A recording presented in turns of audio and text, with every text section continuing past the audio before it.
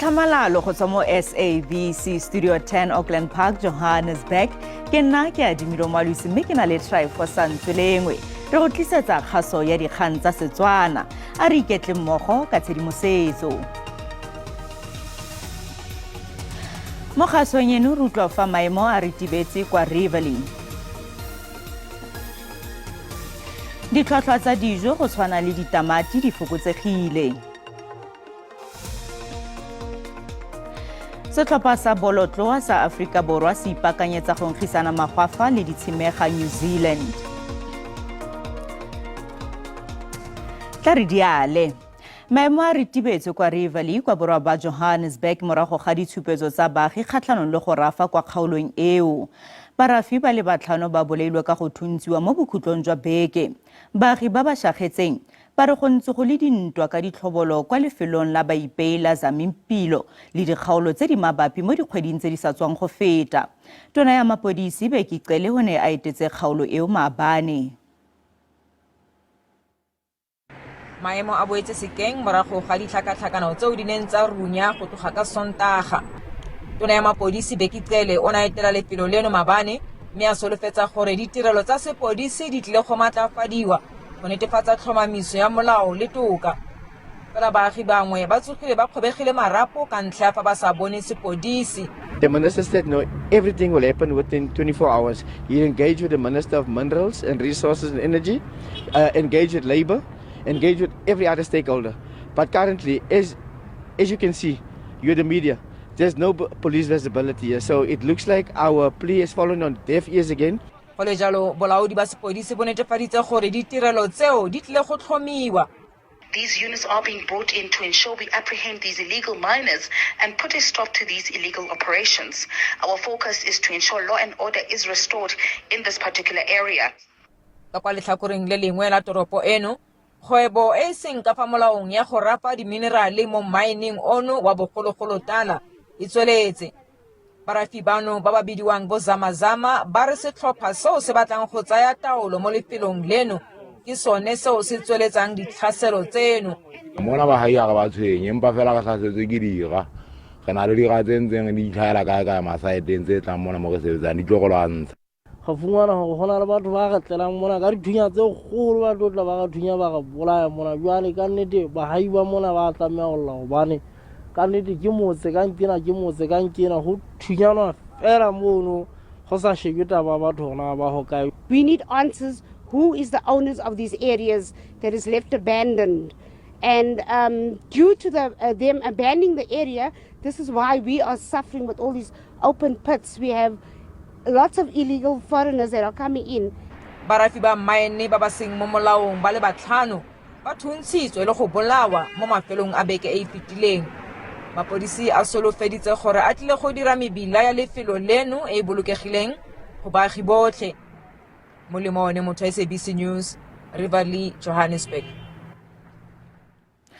Mapodisa le robedi a latofalediwang go keteka batho ba le bararo kwa tselafefong ya N1 mono Johannesburg go sa lega le kgwedi e fetileng. Ba reboletswe beili ya diranta di le dikete di le 10 mongwe le mongwe kwa kgotlatshekelo ya magistrata wa Randburg mosong ono. Batlhankela bao ke karolo ya lephata la tshireletso ya batlotlegi la motlatsa mopresidente. Magistrata Tlhezi Phim Khasibe o netse ba belaelwa ba le robedi beili ka lebaka fela la gore ba se dire maiteko ape a go ikgolaganya le dipaki tsa puso. Ba laetswe gape go se itshunye nko mo dipatlisisong. Mkhasibe o boleletse kgotlatshekelo gore molatofatswa o na tlhasela mongongoregi ebile a sena ditlhong. A re go ya ka molaotheo mapodisi a na le tiro ya go tshegetsa molao le go lwantsha bosenyi ka ntlha tsotlhe. Mo katlholong ya gagwe magistrata o rile bosekisi ga buise bonne le mokgwa o lolameng wa go ka batlisisa motho yo rometseng video eo e ntseng e tletsetse mo mafaratlhatlheng a bobegakgang.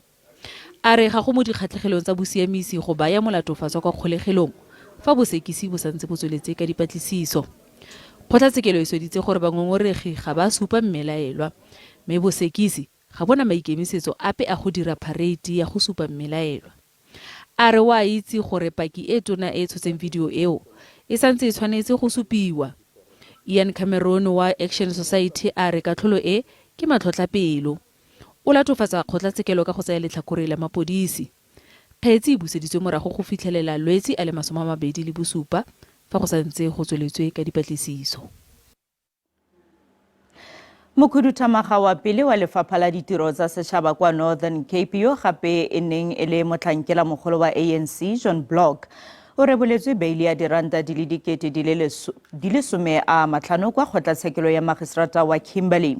Block o goga sekwebo sa dingwaga di le 15 kwa kgolegelong ka ntlha ya tsietso, bonwenwe le go refosana ka madi go se mo molaong. Lekala la sepolesa la di-Hawk le ile la hlahlela qoso ya boqhekanyetsi kgahlano le Block ka kgwedi ya Motsheanong monongwaha. Nakong ya ho hlahella ha hae kgotla letsatsing lena, o ne a bonahala a sa tshwenyeha mme a etsa metlae le mofumahadi wa hae le batshehetsi ba hae. I'm happy with the bail hearing. Yeah, I'm glad it's done. It's over now. Yeah. Le ha a fumane bail nyeweng ena, Block o ntse a tshwanela ho dula ntlwana tshwana dilemo tse 2 pele a ka fumana parola.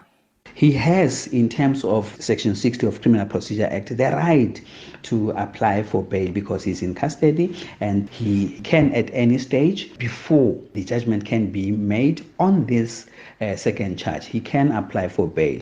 Mmuso o ne o se kgahlano le kopo ya hae ya bail.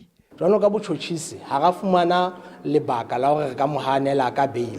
Mare go hopole hore la a fumane bail ena ya 50,000. O ntse a tla iphumana kwalletswe ntlwana tshwana. Hobane o ntse a le teng mono mo a tshwereng teng a 15 years qosong tse ding tse sa tsamaelaneng le ena. Le ha batshehetsi ba hae ba tsitlalletse ntlheng ya hore Block ha a molato, ba boetse ba hlalosa ha nyewe ena e susumetswa ke dipolotiki. This case, dragging. It's politics. We're playing politics in this case. His release has bring at least stability, so at least we are going somewhere. Tebello ke hore Block o tla boela khotla le baqosuwa mmoho le yena ba babedi ka la 10 kgweding ya Phato. Bona ba ga ka hare hloho ya mehleng ya lefapha la dipalangwang ditsela le mesebetsi ya setjhaba Northern Cape, Patience Mogadi le molaodi wa khamphani ya Babereki Consulting Tshego le kae Motaung. Thabiso Khadebe, Ditaba tsa SABC, Kimberley. Lepodisi le lengwe le le sekasekang tshedimosetso ya di-cellphone mo kgetseng ya polao ya ga Senzo Meiwa le boleletse kgotlatshekelo kgolo ya Pretoria ka ga ditshwantsho tsa tšhelete, dithunya tsa maemo a kwa godimo le matlhatlela tse di fitlhetsweng mo mogaleng o tserweng go molatofadiwa wa boraro Mthobisi Mncube. Sergeant Moses Mabasa o rebotse le bosupi jwa gore setshwantsho se sengwe sa sethunya se se tserweng mo mogaleng o wa ga Mncube se ne se kwadilwe ke anopola My Killing Machine. Ditshwantsho tsa maemo a kwa godimo tsa dibetsa di downloadilwe go tswa mo mogaleng wa letheka o matlisisi a renkiwa mmelaelo wa boraro Mthobisi Mncube. Ditshwantsho di akaretsa tsa dibetsa di tletse mo teng ga sejanaga ga mmogo le mokoa wa tšhelete. Page 37 is a picture of a firearm. It was served as My Killing Machine, 2014-10-06. Silver and goldish 9mm pistol.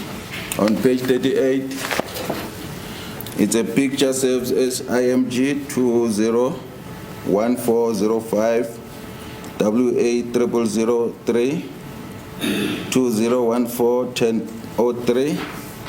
It's a picture of a rifle and a 9mm on a car seat. Mabasa ke moitsanapa bobedi wa tshedimosetso ya megala ya letheka kwa ditirelong tsa sepodisi Afrika Borwa SABC go tlhagisa bosupi moraga ga Colonel Lamberter Stein yo supileng gore mmelaelo wa botlhano Fiso Kuhle Ntuli o kile ikgolaganya le Kelly Khumalo makgetlo a le mabedi pele ga polao ya ga Meiwa. Fela ka nako ya dipotsolotso Stein o dumetse gore nomoro ya mogala wa letheka ga ya kwadisiwa ka leina la ga Ntuli. Go sa le gale o na gadikiwa ka dipotso ke mmueledi wa ga Ntuli e leng Advocate Zandile Mshololo yo neng a mmotsa ka dinomore tse a reng di golagana le mmuelela wa gagwe. What did you say exactly about this number? You said you associated them, or you said they belonged to, or they were used. What exactly did you say? It's been used by suspect number 5. It's been identified by the investigation team. It says it was used. linked to their names. Are you the one who discovered that these numbers were used by Mr. Nduli, or is someone else who discovered that and told you? It can be both because, like I already mentioned, the investigation leading investigation officer Brigadier Gaginda, he handed also some of that information over to me. So in other words, in your evidence in chief, when you said these numbers are set or associated with or said to have been used by Mr. Nduli, it was not correct because that information, you do not have information about it, but it's only Colonel Geninda who can testify about how are they associated to Mr. Nduli. Dipotsolotso mo tshekong eno di a tswelela.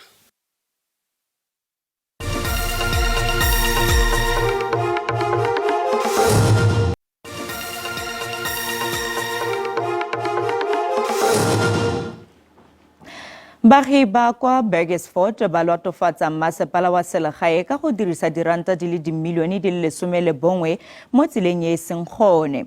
Baagi ba motse wa Gakomane ba re dipegelo tsa ditšhelete tsa masepala wa Fetakgomotubatse tsa ngwaga wa 2016, 2017 le 2017, 2018 di supa fa masepala o dirisitse diranta di le dimilione di le 11 go tlhabolola tsela kwa motseng. Le fa go ntse jalo, masepala o ganetse magatwe ano mme wa re ga go kgonagale go ka dirisa madi a makalo mo tseleng eo. Ditaba tša lolo ke tše dingwe tša go fokela ke moya o boruthwana go bao ba ratago tlhago. E fela ga jwale badudi ba re go dula mo go sokola. Ba re tsela ye ga e sepelege ge dipula di nele. Ba re ba gapeletšega go šomiša dipokolo jwale ka senamelwa sa mehleng. Sammaepa o re go hloka tsela ke setlwaedi.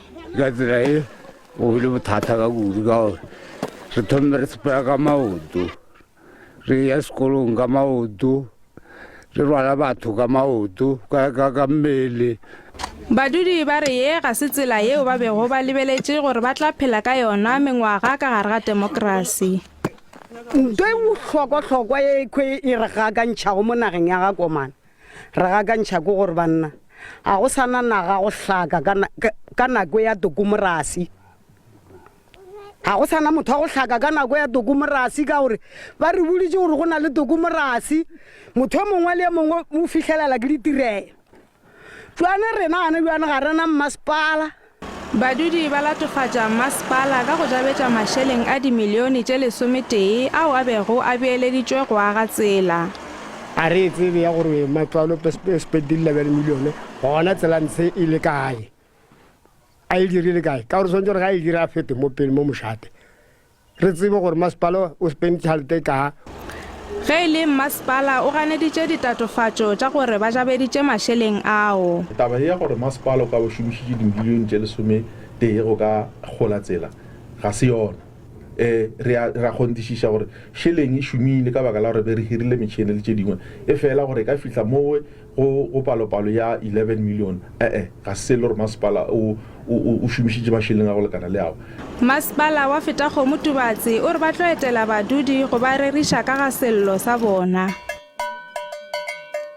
Boni Magopa, ditabeng tša SABC, Gakomane ka Limpopo. Setheo se setseng tlhoko tlhagiso le tlhwatlhwa ya dijo BFAP se bega fa ditlhwatlhwa tsa dijo go tshwana le ditamati di fokotsegile. Bagwebi bangwe ba tamati kwa Bloemfontein ba tlhomamisitse fa ditlhwatlhwa di fokotsegile. Go ya ka pegelo ya inflation ya dijo ya BFAP, tlhwatlhwa ya ditamati mono Afrika Borwa e fokotsegile ka diperesente di le 23 ka Seetebosigo le Motsheganong. Le fa tlhwatlhwa ya dijo ka kakaretso e setse ile kwa godimo, pegelo ya gore tlhwatlhwa ya dikungo dingwe tse di fresh ile kwa tlase e namaditse dipelo tsa ba bantsi. Pego ya Bureau for Food and Agricultural Policy e tlhalositse gore tlhwatlhwa ya dijo tseno e fokotsegile mo kgweding ya Seetebosigo mme seno se simolotse ka Motsheganong. Tlhwatlhwa ya ditamati tse di itsiweng e le dijo tse di apewang ka gale mo malapeng e fokoditswe ke gore selekanyo sa phepelo se feta se se batliwang.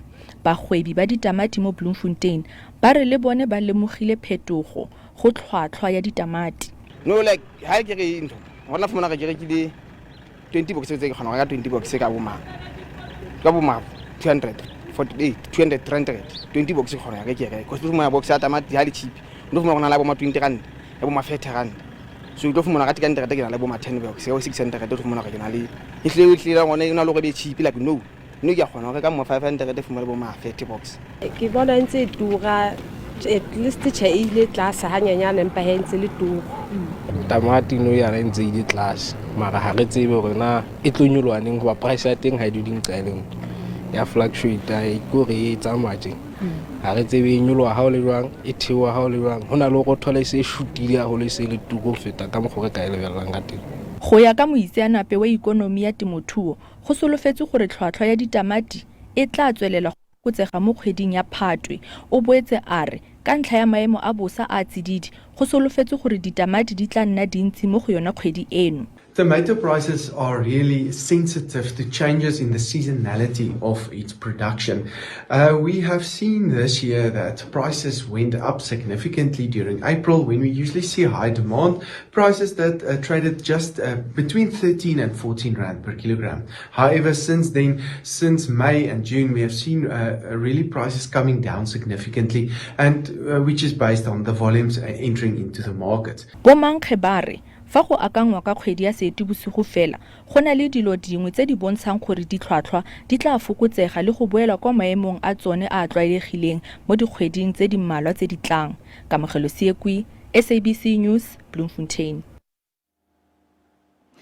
Go sa le gale re lopile tshwaelo ya gago mo ntlheng ya dipego tsa gore ditlhotlhwa tsa dijo tse di jaaka ditamati di wela tlase.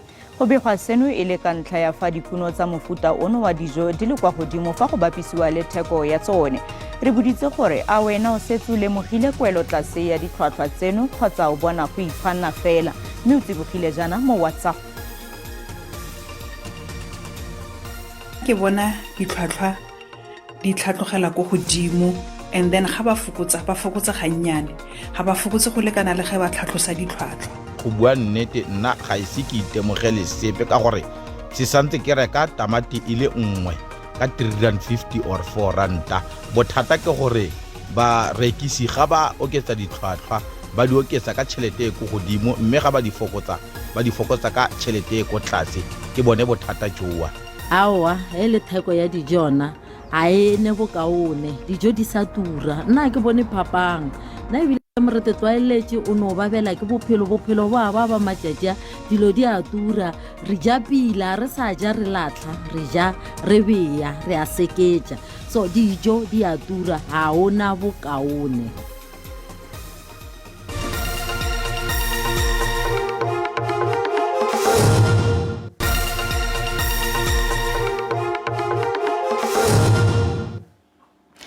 Polasa ya SABC la Citrus kwa Limpopo e sweditse go tswala le go phatlalatsa dithoto tsa yone go simolola kgwedi e sa tswang go feta. Kgotlatshekelo kwa Polokwane e ne e rulaganyeditse go reetsa morero o ka ga go namola setlamo seno sa diranta di le dimilione di balwa mme le fa go ntse jalo Human Store Cooperative le SABC Fruits ba dumalane go arogana dithoto. Motlhagisi wa dinamune SABC Citrus o reteletswe ke go duela sekoloto sa go feta diranta di le dimilione. Batshola dishere ba polasi Human Store le SABC Fruits ba ne ba tshwanetse go tswelela kwa kgotlatshekelo kgolo e fela ba fitlhetse tumelano go tswelela setlamo kwa ntle ga kgotlatshekelo.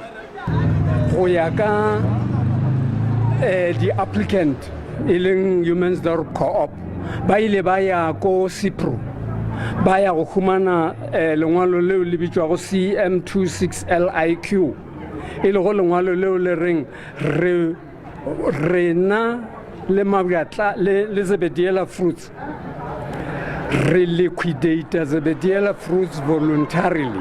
Beng ba lefatshe ba le bagane ke bokamoso ntle le dituelo tse baneng ba di lefelwa. Re be re go dula re humana jale ka bjatla di CPA re be re humana rente go tswa go di strategic partners.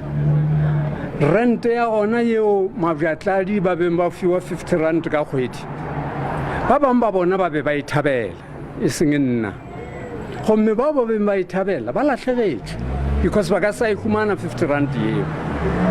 2 babereki bao ba beng ba bereka ka ku plus minus 250 ha ba sa ne meshomo re bolela ka tsela. Badiri ba le 200 le bone ga ise ba lefellwe go tloga ngwagole. Katlego Nyoni, SABC News, Polokwane.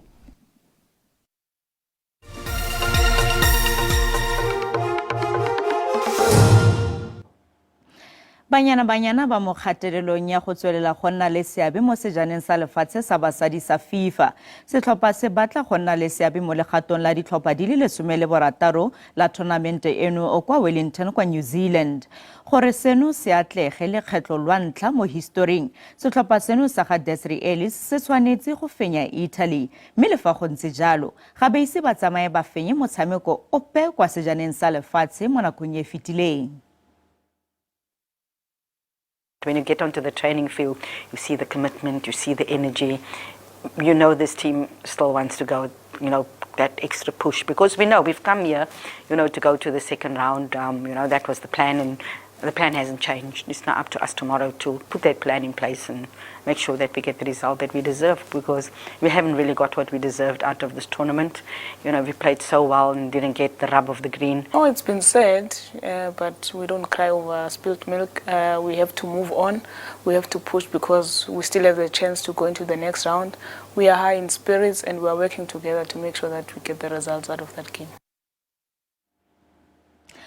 Setlhopha sa bolotloa sa Africa Borwa the Proteas se ipaakanyetsa motshameko o botlhokwa thata kgatlhanong le setlhopha se se sireletsang bosimega sa New Zealand mo motshamekong wa sejana sa lefatshe sa bolotloa kwa Cape Town. The Proteas ba solofetse phenyo mo motshamekong wa bone ka moso maitseboa. Motwetso, se lebale go ikgolaganya le rona mo mafaratlhatlheng a ditlhaeletsano jaaka Twitter, Facebook, YouTube le WhatsApp. Tene di le kalo sa maitseboa ano kgaso e latelang ke ya Sepedi ka moso ka ura borobedi maitseboa gone fano mo SABC2. Ga jana ke go tlogela le boinelo o molebi mang ka tsa maemo a bosa go fitlha re kopana gape mo nakong e tlang. Sala sentle.